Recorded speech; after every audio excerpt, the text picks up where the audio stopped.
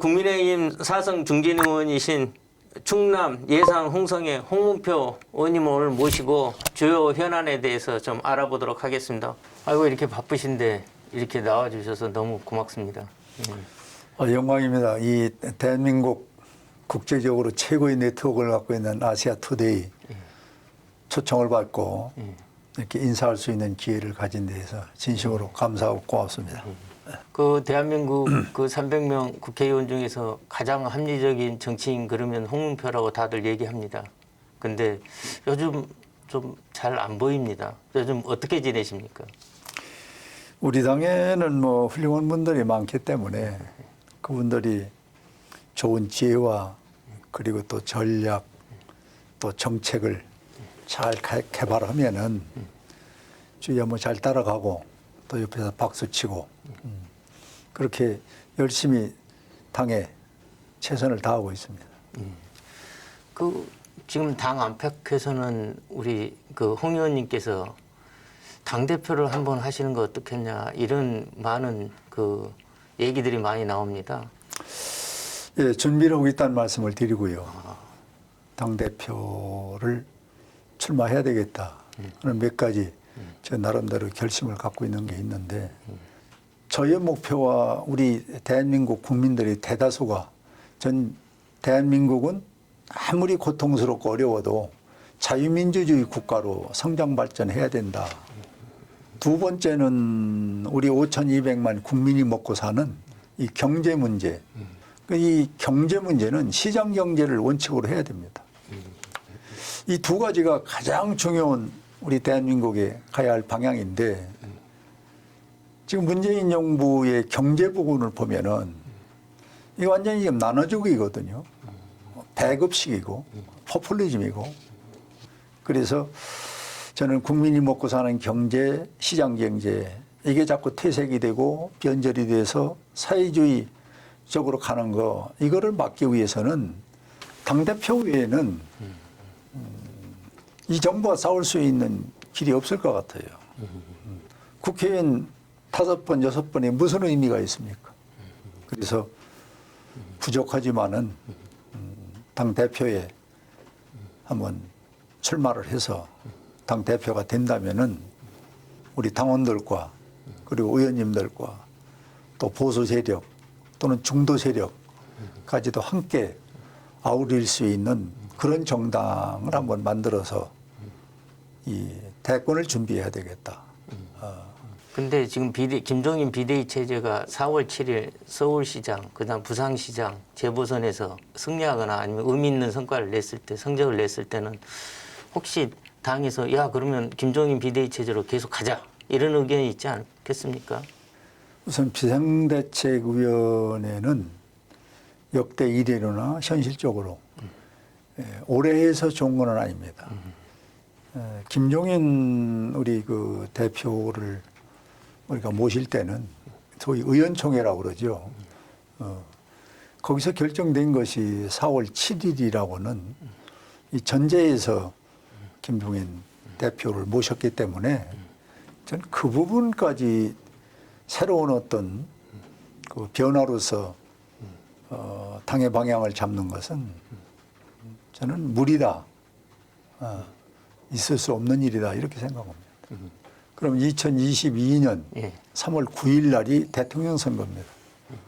이제 그 안에 전당대회를 빨리 치러서 이제 선거 체제를 대선 체제를 갖춰야 되겠죠. 홍문표가 왜 당대표가 돼야 되는지 그에 대해서 어떻게 그 대의원들이나 당원들에게 말씀하고 계십니까? 이제 당대표는 당을 알아야 된다는 거죠. 우리 당의 역사성과 현실성을 좀 알아야 된다. 두 번째는 조직을 좀 알아야 돼요. 조직. 세 번째는 선거를 알아야 됩니다. 그러면 첫 번째 얘기한 우리 당의 역사와 전통을 좀 알아야 된다는 것은 이 보수의 기본을 둔 대한민국을 원조를 받던 나라에서 원조를 주는 나라로 만드는 세력들이 지금 우리나라에 최소한도 저는 30%가 현존에 있다고 보는 거예요. 그분들의 동의를 받을 수 있는 같이 개혁 변화를 할 수 있는 요거를 만들어야 됩니다. 그분들의 마음을 중도 쪽으로 돌려서 같이 변화를 개혁을 하는 이렇게 당이 체질을 좀 바꿔가는 그런 노력이 이번 당대표가 있어야 된다. 그리고 조직은 잘못된 정책이나 잘못된 유언비어를 조직이 있으면 막을 수가 있어요.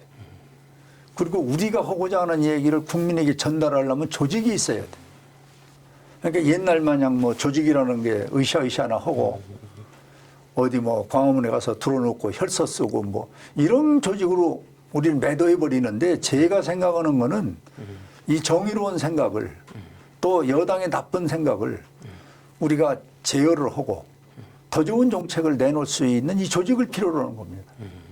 그런데 우리 그 조직이 지금 제대로 작동이 안 되는 겁니다. 세 번째는 이제 선거를 좀 치른 경험이 있어야 됩니다. 아, 저 사람들이 선거용으로 무엇을 내놓는 거고 무엇을 어떻게 또 잘 디자인을 해서 포장을 해서 그럴듯하게 내놓고 선거를 여러 번 치르다 보면 그게 나옵니다.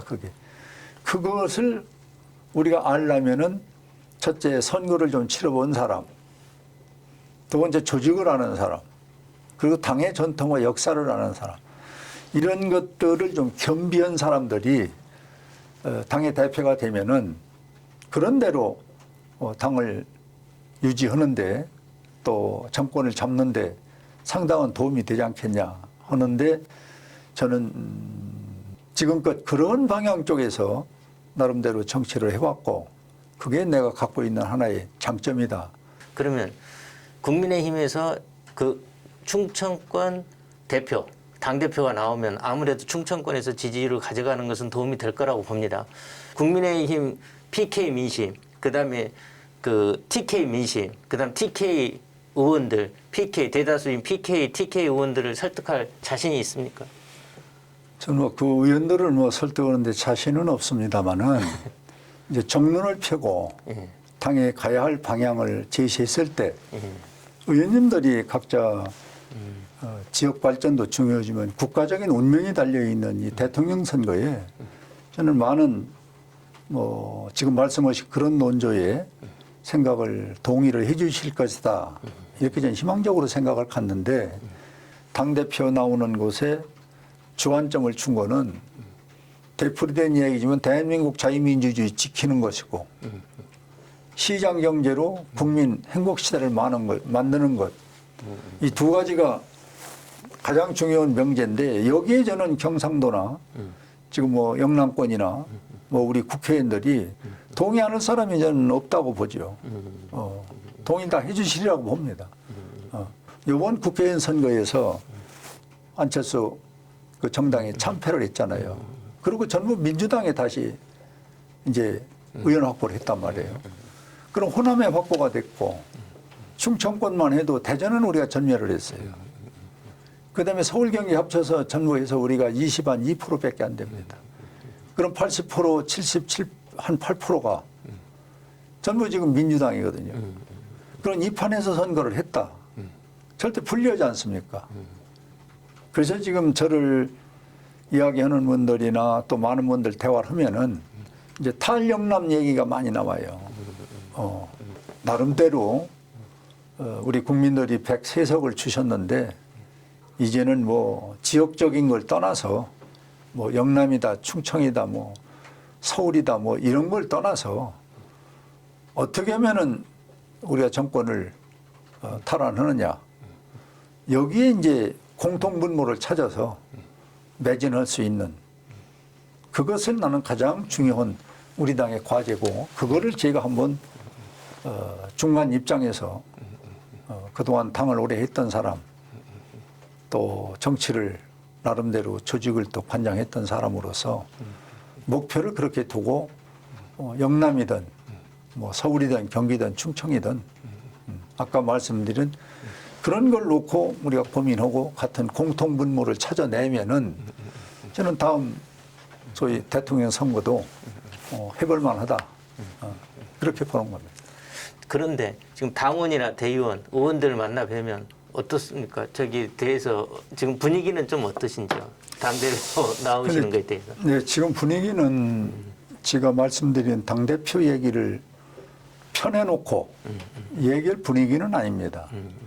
지금은 당이 우선 내년 보궐선거를 치를 수 있는 체제정비를 좀 일사불란하게 만들어야 되고, 그 다음에는 내년 지방 보궐선거를 이길 수 있는 정책 대안을 우리가 빨리 만들어서 하나의 목표 슬로건으로 걸고 치고 나가야 되거든요.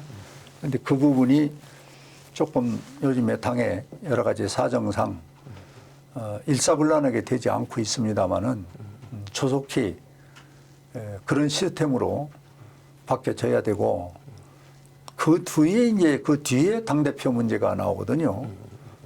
그래서 정치에는 절차와 순서가 있기 때문에 그걸 지금 뭐 대표 나온다고 어디 의원들을 만나거나 또 뭐 사무실을 내놓고 공개적으로 얘기하는 거는 저는 지금 순서에 안 맞는다. 그래서 그건 자제를 하고 있고. 그러면 서울시장 선거는 어떻게 전망 어떻게 보십니까? 저는 지금으로 봐서는 후보를 우리 국민의힘 서울시장 후보 하겠다 하는 분은 다 받아야 됩니다. 누구는 되고 누구는 안 되는 것은 안 된다고 봅니다. 뭐 엊그저께 안철수 대표가 내놓은 카드도 있는데 그것도 우리가 검토할 필요가 있다고. 서울시장 선거 왜 하느냐 이렇게 우리 시민한테 국민한테 물어봐야 돼요. 그냥 시장 선거니까 이거 좀 잘 좀 찍어 주십시오. 이 등식으로는 안 됩니다. 우리가 좀 더 공격적이고 그 이유를 우리 시민들은 알거든. 근데 얘기를 안 할 뿐이거든. 그걸 물어봐야 돼요. 그 두 번째는 문재인 대통령이 이번 보궐선거 한 데는 전적인 책임을 져야 됩니다. 자기가 당대표 할 때 96조 2항이 부정이나 비리나 이런 걸로 있어서 시장을 도지사를 그만두게 되면 후보를 안 내겠다고 그랬잖아요. 그렇게 해서 그 법을 만들어 놓고 책임 정치를 우리는 하겠다고 선언한 거예요. 그래서 대통령 선거 때 표 받았죠. 국회의원 선거 때 표 받았지. 지방선거 표 받았지. 재미 볼 수 있는 거 다 본 거예요. 그리고 지금 와서 불리하니까 이 96조 2항을 또 고치잖아요. 후보를 또 내는 거 아닙니까? 이게 무슨 책임 정치입니까? 그리고 이제 마지막으로는 836억을 우리가 선거 비용을 내지 않습니까? 보궐선거 비용을. 그건 문재인 대통령이 내놔야 돼요. 이렇게 저는 세 가지만 정확하게 우리가 타이틀을 걸고 뭐 서울 시민, 대한민국 국민에게 아주 진솔하게 설명을 하면은 뭐 지성이면 감천이라고 이번 선거는 저는 이길 수밖에 없다고 보는 거예요. 지금 어떻게 보면 윤석열 그러면 충청권 대망론 뭐 이거하고 또 지금 많이 회자되고 있습니다. 어떻게 뭐 가능하다고 보십니까? 아니면 이거 뭐 지금 현직 검찰총장이 무슨 대권 후보로 거론된 자체가 좀 사실은 정치권에서는 뭐 통례가 아닌데요. 어떻게 보십니까? 저는 윤석열 총장은 현직에 있는 사람입니다. 자기 본인의 결단이면 상당히 결단이 중요하다고 보고 50대 50으로 보는 거죠. 현재로서는. 그런데 한 2달 전에 제가 이제 지역구나 우리 예산이나 홍성 또 충청권에 이제 아는 지인들이 많으니까 전화도 오고 또 저도 이제 물어보고 이러다 보면은 어느 시도보다는 충청권이 관심을 많이 갖고 있는 건 사실입니다. 그거는 이제 정치적으로 50대 50에서 결단을 어느 시기에 한다면은 저는 상당히 여기 탄력을 붙을 거라고 봐요. 윤석열이라는 사람이 검사로부터 시작해서 총장까지 왔는데 충청도에서도 몰랐어요. 얼마 전만 해도. 그런데 왜 윤석열이가 대권 반열에 1등까지 올라가나? 이건 첫째 문재인 대통령 그다음에 추장관 민주당 이런 데서 잘못 건드려 가지고 이 사람이 커진 겁니다. 이제 커지고 보니까 감당을 못해 이 사람들이. 그럼 지금 할 수 있는 건 뭐냐? 권력 힘이 있을 때 뽑아내는 것밖에 없지. 그 작업을 지금 하고 있는 거라. 지금 내년 4월 재보궐선거가 한 넉 달 앞으로 다가왔고요. 그 다음에 2022년 3월 대선이 1년 남아 앞으로 다가왔습니다. 남겨져 있습니다.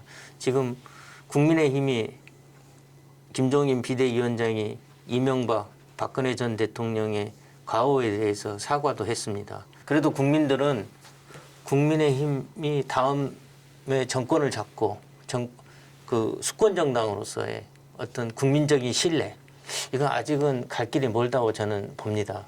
예, 앞으로 국민의힘이 어떤 부분에서 더 혁신하고 국민들을 마음을 얻기 위해서 어떤 노력이 더 필요하다고 보시는지 한 말씀 해 주십시오. 혁신과 개혁 변화는 아마 여당보다는 우리 야당이 더 많이 해야 된다. 저는 이렇게 생각을 갖습니다. 거기에 주체는 당연히 시스템을 바꾸는 거죠. 사람을 단순히 새로운 사람 넣고 빼는 것이 혁신개혁이라고 보지는 않습니다. 체제의 변화가 먼저 와야 된다고 봅니다. 우리 대한민국이 지금 26년이라는 세월이 흘른 지방자치 시대거든요. 26년 지방자치 시대라는 걸 잘 국민들이 몰라요. 지금 그 시스템에서 돌아가고 있어도. 왜 그러냐. 모든 게 중앙에 다 매몰되어 있거든. 다 청와대에서 이루어지고 정부 국회에서 모든 게 이루어지는 걸로 보는데 이 부분을 우리 이번 당대표 맡는 사람이 대통령 선거를 앞두고 깨야 됩니다. 첫째 뭐냐. 우리가 내고 있는 세금 전부 중앙에 한 80%를 갖고 있잖아요. 지방에 이양을 안고 있잖아요. 지금 하고 있는 게 담배세 하나 지금 지방에 이양하고 있어요. 그럼 경제권을 중앙에서 다 갖고 있으니까 지방 발전이 안 되는 거예요. 26년 됐어요. 지방자치가. 모든 재정에서부터 정책을 다 중앙에서 갖고 있으니까 지방은 그냥 시스템에 의해서 굴러만 가는 거지 발전이 없는 거예요. 두 번째는 인재예요. 인재.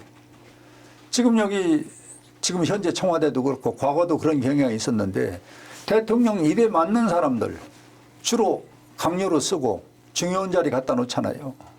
그렇게 하면 안 됩니다.